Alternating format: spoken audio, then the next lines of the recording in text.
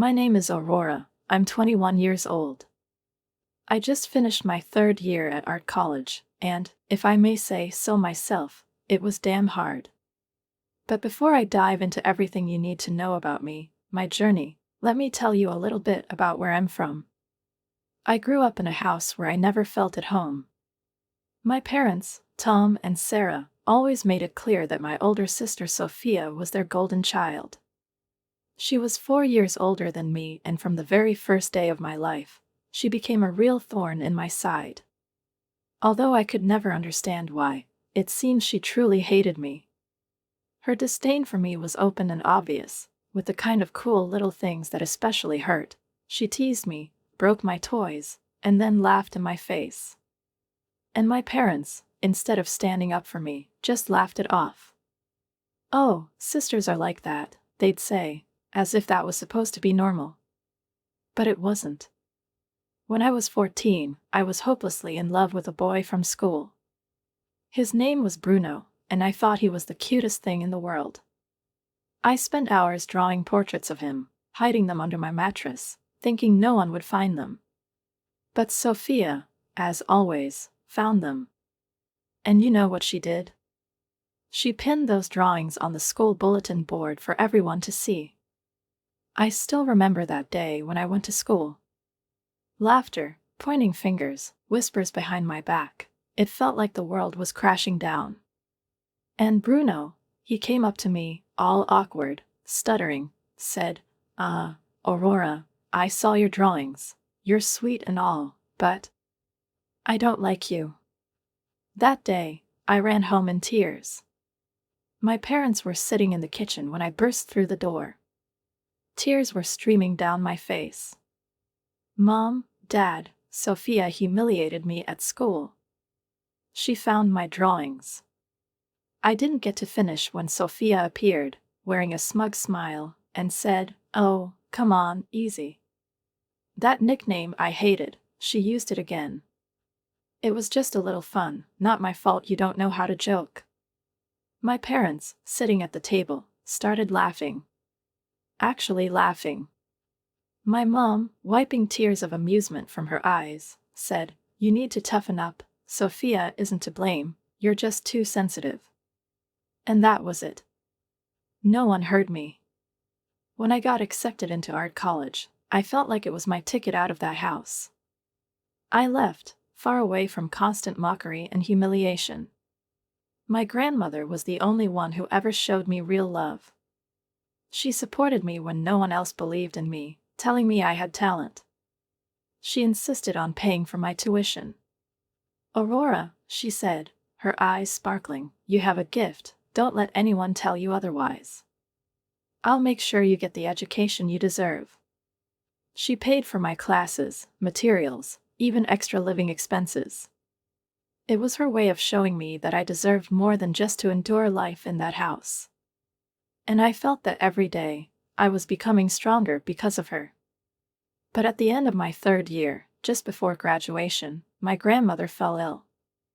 I remember sitting by her bedside, holding her fragile hand.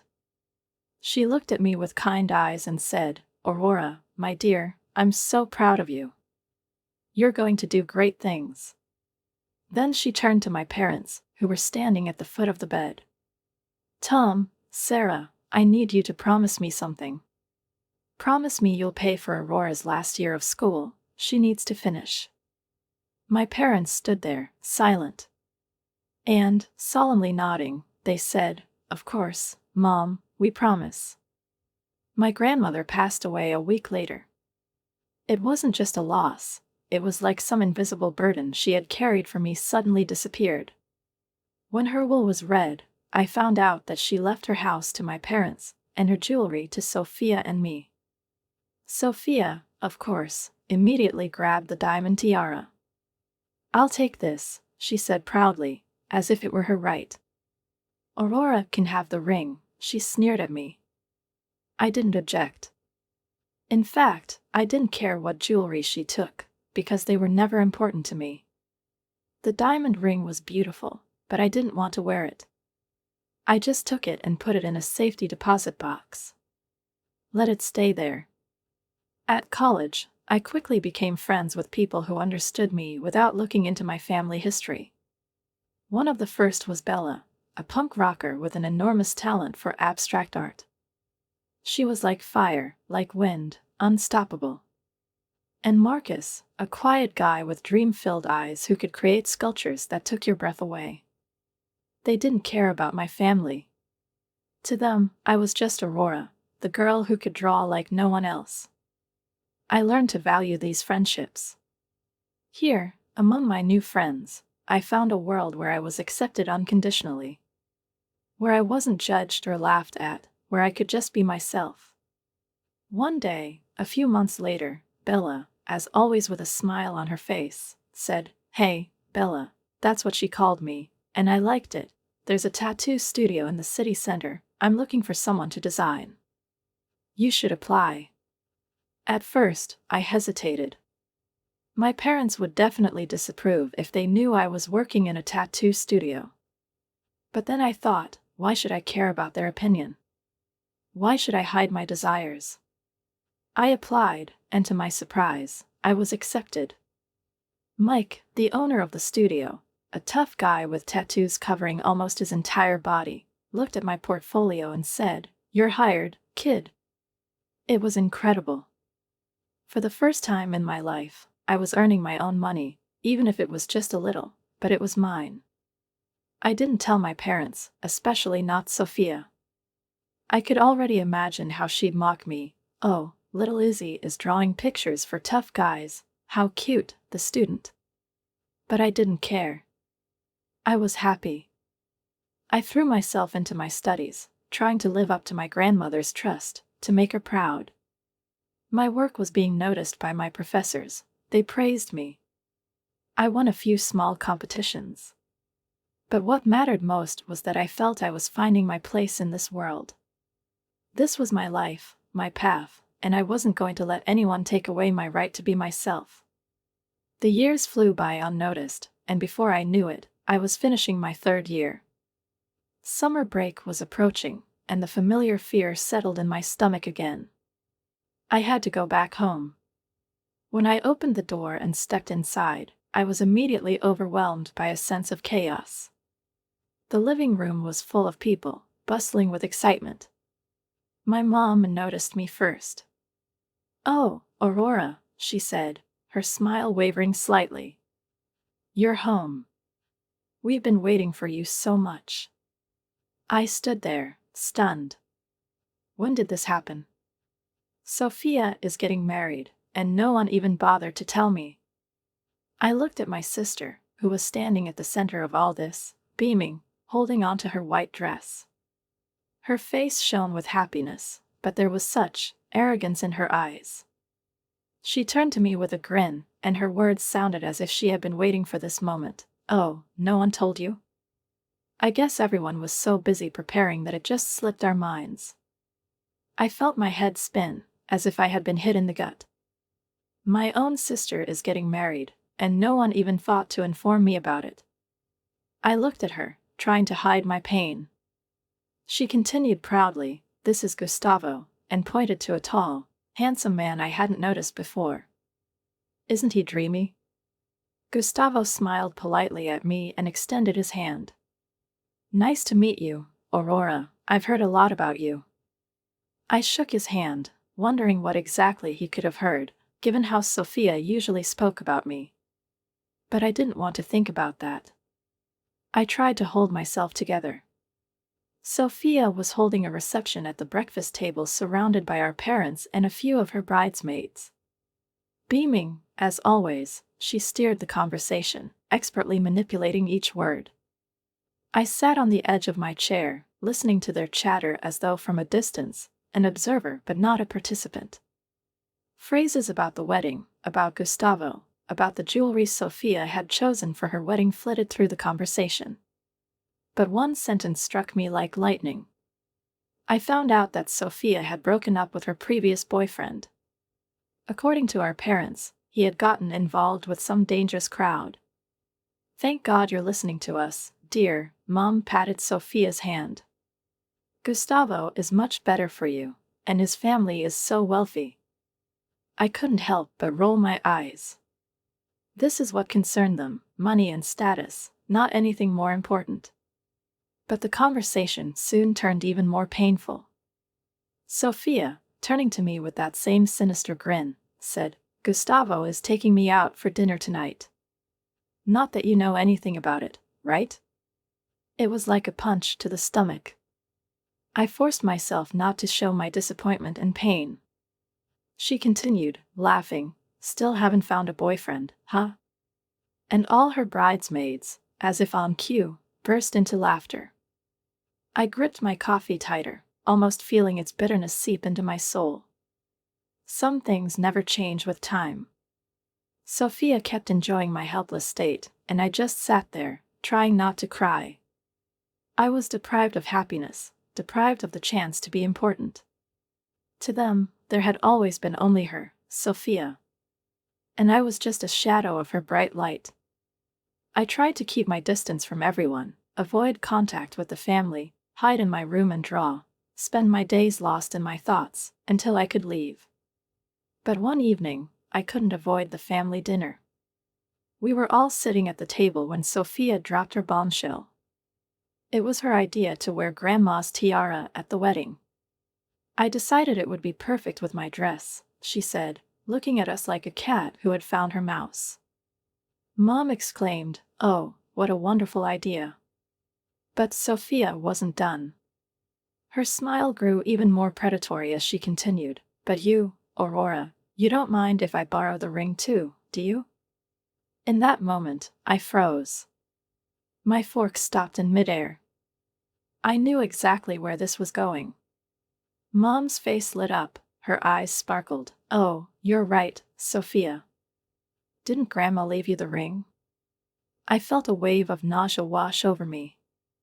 I struggled to breathe. I wanted to jump up and run away, but I couldn't.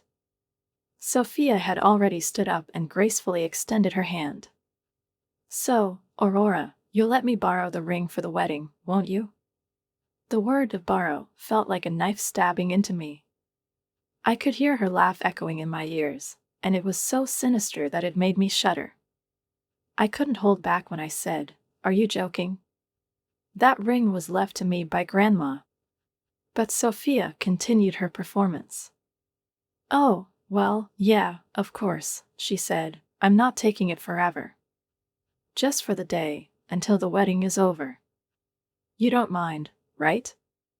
I looked at my parents. Dad, his face serious, his voice, as always, stern, said, "Don't be selfish, Aurora. This is your sister's wedding. You can give her the ring." I looked around the table. My parents' gazes were full of disappointment and silent expectation. And Sophia, her self-satisfied smile, like a shadow that swallowed everything around her. I couldn't believe what I was hearing. Dad continued, and his voice turned cold as ice, "Either you give the ring to your sister, or we won't pay for your last year at college." The words hung in the air, and I felt my heart freeze. I couldn't believe my ears. The words felt like a sentence, and I couldn't fight them. Tears, like hot drops, welled up in my eyes.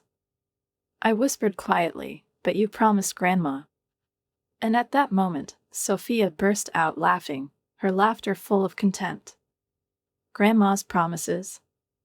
Please, Aurora, do you seriously think anyone cares about her promises?" I couldn't hold myself back any longer. "How dare you talk about Grandma like that?" I jumped up so abruptly that my chair crashed to the floor.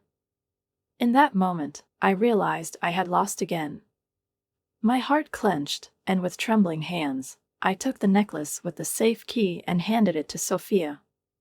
That key, which meant so much to me, which symbolized my small but important corner of freedom. I gave it away because, as always, I couldn't fight against this family's power. The morning after the incident with the ring, I could no longer stay silent. That gnawing feeling of betrayal, unbearable humiliation, like a stone lodged in my throat, wouldn't let go. I cornered Sophia in the kitchen while she was peacefully sipping her coffee, absorbed in the morning's joys as though nothing had happened. That same smile I hated more than anything in the world lingered on her lips. I clenched my teeth and asked sharply, "When exactly is your wedding?" My voice was hoarse, but I forced myself to remain calm. I wasn't going to be weak in front of her, even though her life seemed to be one endless test of endurance. Sophia pulled away from her cup, her gaze becoming even more mocking. A smile trembled on her lips, and her eyes sparkled with a cruel light as she answered, "The 29th." She was clearly enjoying the moment, and as always, her tone was laced with bards. I ignored her cynical remark, focusing on my own thoughts. 2 months. I had 2 months to escape this toxic environment, to finally feel like I could breathe. I replied coldly, "No, I'm visiting a friend from college. I'll be back just in time for the wedding." She only snorted dismissively, and I quickly gathered my things and left for the neighboring town. That day was the first time I felt liberated from that unbearable atmosphere. For the first time in a long while, I could breathe without feeling the weight of disapproving gazes. My friend welcomed me with open arms, as always, and in a week, we had explored every art gallery in the city, wandered through local cafes, and enjoyed each other's company. It was like a breath of fresh air, a feeling that I could be myself, that I had the right to be happy. Time seemed to stand still. But, of course, peace couldn't last forever. One day, while scrolling through my social media feed, I stumbled upon photos from Sophia's wedding. In one of them, she looked stunning, her white gown, the diamond tiara sparkling on her head. But it wasn't just her dress that caught the attention. On her finger, the same finger where my ring should have been, sparkled the very diamond I had given her. The caption beneath the photo read, "Just married my perfect man. Malds is my big guy." My heart froze. These words pierced me, and I felt a wave of anger and despair hit me. My hands trembled as I quickly dialed my mom's number. Words spilled out of me, as if I couldn't hold them back. "Why didn't you invite me to the wedding?" There was a long pause, then Dad's voice came through, as cold as a sentence. "Aurora, your sister didn't want you there. She said you'd ruin her perfect day. We thought it would be better if you didn't know about it." It felt like something collapsed in my chest. I couldn't believe it. How could they do this to me? I was their daughter too, but to them, I was still secondary. Invisible, unimportant. "How could you do this to me?" I whispered, but Mom's voice, filled with contempt, left no room for questions. "Don't be dramatic, Aurora. Not like you really wanted to be there anyway." My eyes filled with tears. My body trembled with pain, but I couldn't hold back. I hung up the phone, feeling like everything inside me shattered. I realized they no longer cared. My family, my parents, my sister, they all, in that instant, became strangers, cold and heartless. I ran to my room, threw my things into a bag, and ran out of the house, my cheeks wet with tears, my heart pounding like it no longer belonged to me. I ran without direction, without knowing what to do next. I felt the ground slipping from beneath me, as everything I had once known was falling apart. In those days, as I wandered the city trying to forget, I still tried to understand something, to make sense of it all.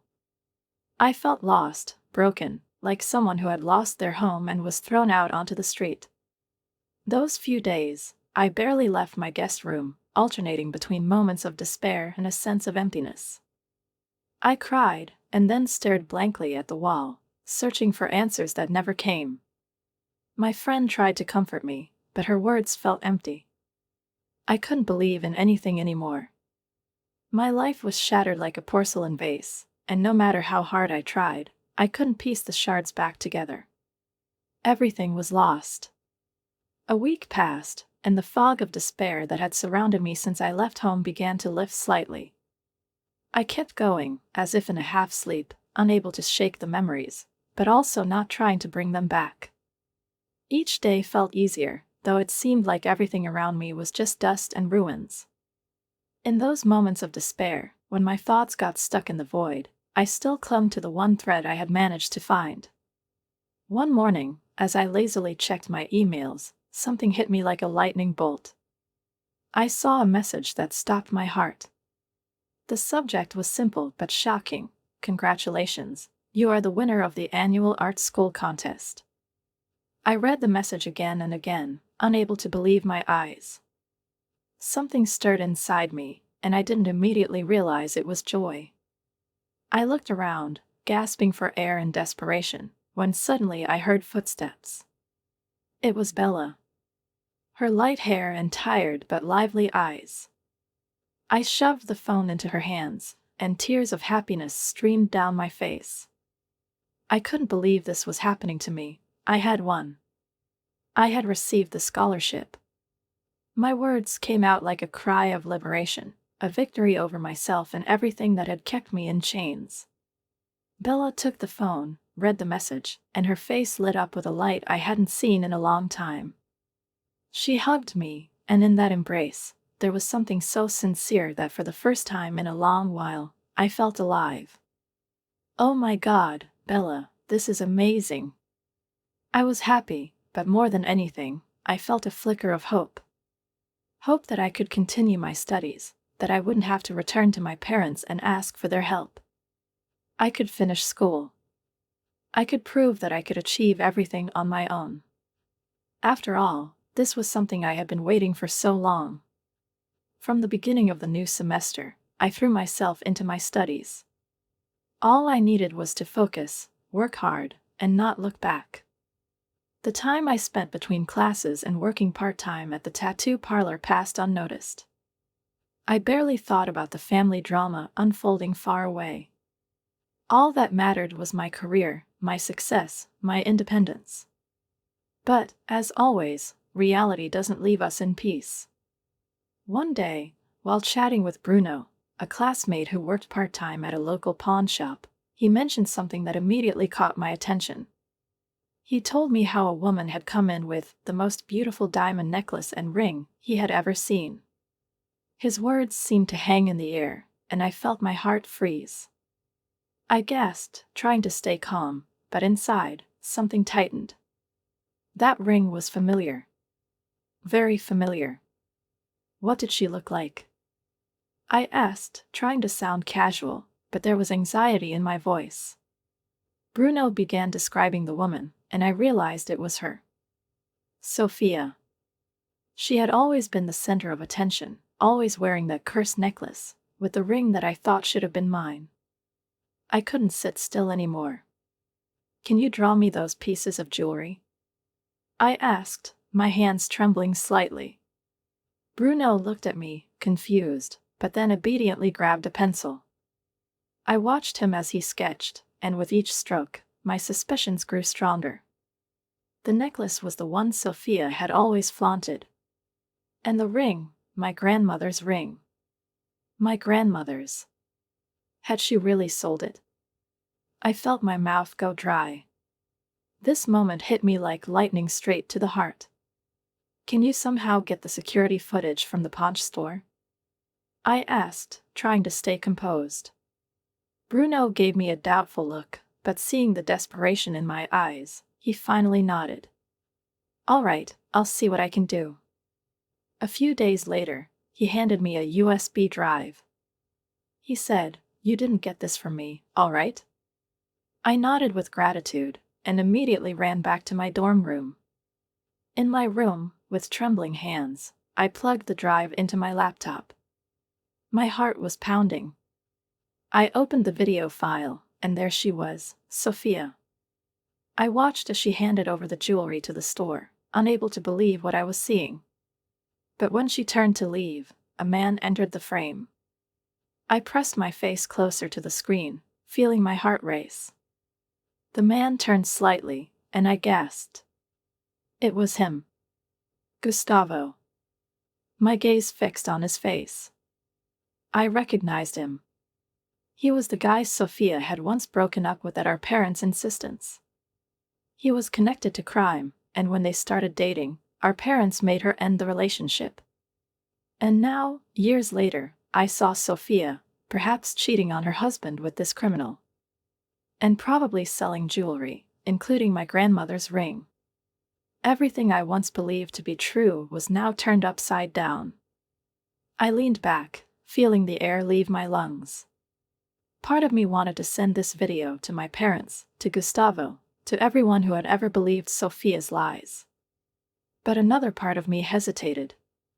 This was too big, too destructive to act impulsively. What should I do with this knowledge? I stood at the threshold, listening to the chaos inside the house growing louder. Screams, accusations, tears, everything turned into an unbearable noise that soon merged into a bubbling sound, almost like background noise I tried to block out.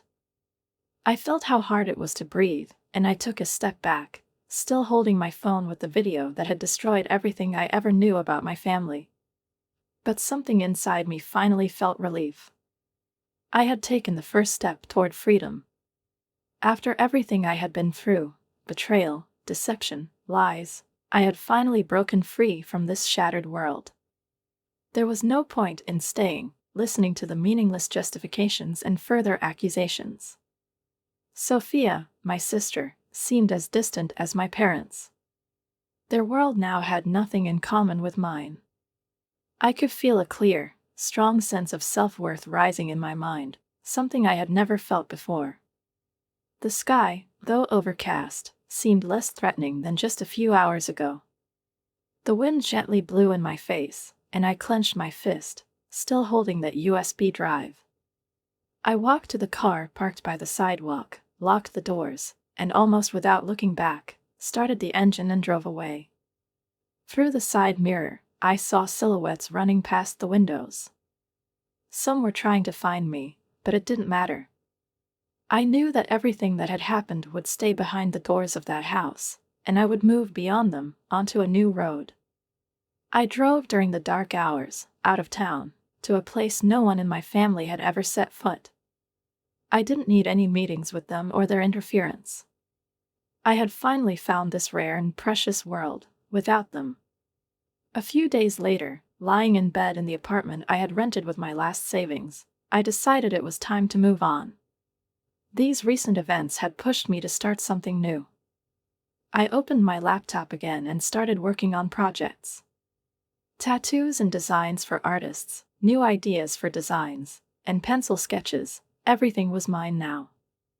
I asked nothing of the world or people except for freedom. And though the dark clouds of the past still hung somewhere on the horizon, I was ready to face the challenge of leaving them behind. But there was one word I couldn't erase from my mind. It was a name I had remembered since childhood. Gustavo. He and his family had become part of that world I had long wanted to escape from. Yet, even after all this time, he remained in my thoughts. His face, when he shouted at Sophia, his eyes, full of pain and anger, when he looked at me. Those moments stirred something strange and familiar in my chest, like an unfinished feeling, pulling me back into that maze. "Are you hiding something, Aurora?" These words of his voice echoed in my mind. I tried to forget him and turn toward life, but deep inside, a question remained. What if there was more to this story that I didn't fully understand? Why did his face still trouble me as if he were not just a figure from my past, but part of some larger plan? I couldn't answer myself. But one thing was clear, I couldn't just forget and ignore everything. This question was like a seed planted deep inside me, which, despite everything, kept growing and demanding an answer. The truth came out, and for the first time in many years, I felt the weight lift off my shoulders. That long-awaited clarity finally arrived, and I could breathe a sigh of relief, knowing that I had rid myself of the false shadow that had burdened me for so long. The realization of Sophia's deception was painful, but liberating. I knew that now I had a chance to move on, to leave behind these broken connections, and become the person I had always wanted to be. Over the next few weeks, I wandered through the fog of uncovering family secrets. Everything became known through a clue from Vine, who seemed to be calculating things much faster and more accurately than my parents ever could.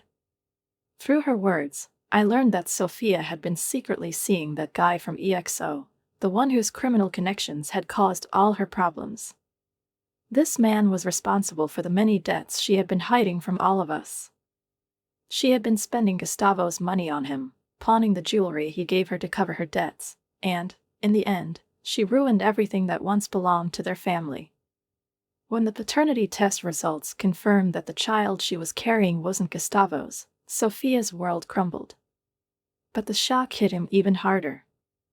Gustavo, of course, was devastated, and the blow was so severe that he filed for divorce and a substantial compensation claim. He cited moral damages and financial fraud, and left her with nothing, offering no support. This act not only deepened the rift in their family, but also destroyed Sophia, who had always been considered the golden child of the family. Her ex-boyfriend, upon learning about the pregnancy, disappeared without a trace, leaving her to deal with the consequences. The situation became so dire that my parents, despite their deep attachment to Sophia, were forced to acknowledge that their beloved daughter was not who they had thought she was.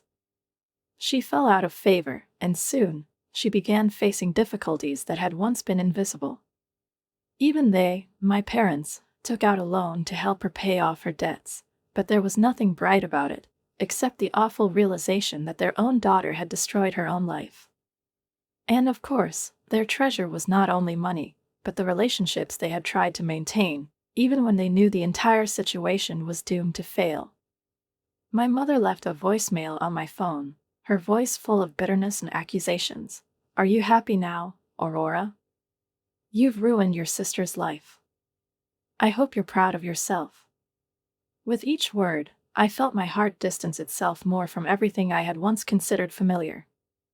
I simply deleted the message without replying. The days when such words could hurt me were gone. I was no longer that little girl who had shrank from pain when hearing criticism. No, now I was a strong woman, independent of these people.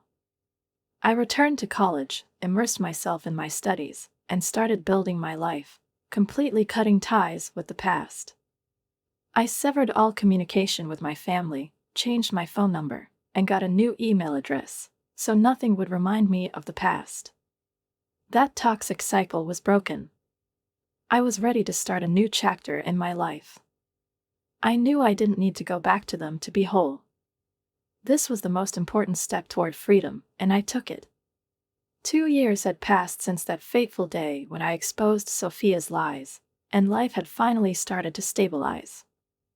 I graduated from art college with honors, and my final project was praised as outstanding not only by my professors but also by local art critics. It was a real achievement, and I was proud of myself. Today, I'm 23 years old, and I work at the Harmony City Art Gallery, which has truly become a dream come true for me.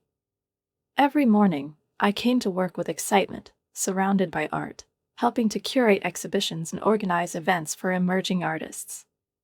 But my life wasn't limited to work. In my free time, I continued to paint, and my works began to attract the attention of collectors. This was my chance, my opportunity to reach a new level, and I didn't let it slip away. And while I hadn't forgotten my roots, creating tattoo sketches that I loved, I now saw them as part of my journey, a connection to a past that could no longer hold me back. As for my family, that was a completely different story. I maintained relationships only with a few aunts and cousins who had supported me during difficult times. The rest, those who had sided with Sophia, remained in the past. I was no longer affected by their quarrels and drama. Sophia, it seemed, still lived with our parents, struggling to raise the child on her own, while my parents, burdened by financial problems, were forcing her to look for work. The arguments between them grew more frequent and intense. This was not my world, and I consciously kept my distance. Despite their constant attempts to make me feel guilty, I didn't react. I didn't answer their calls, I didn't open their messages, not allowing myself to return to that unhealthy atmosphere. My parents and Sophia, in essence, had become strangers to me. And now, 2 years later, my life was completely different. I met Alex, a wonderful guy who shared my love for art and supported me in everything. We've been together for a year now, and we're planning to move in together soon. This will be a new step toward the life I've always wanted,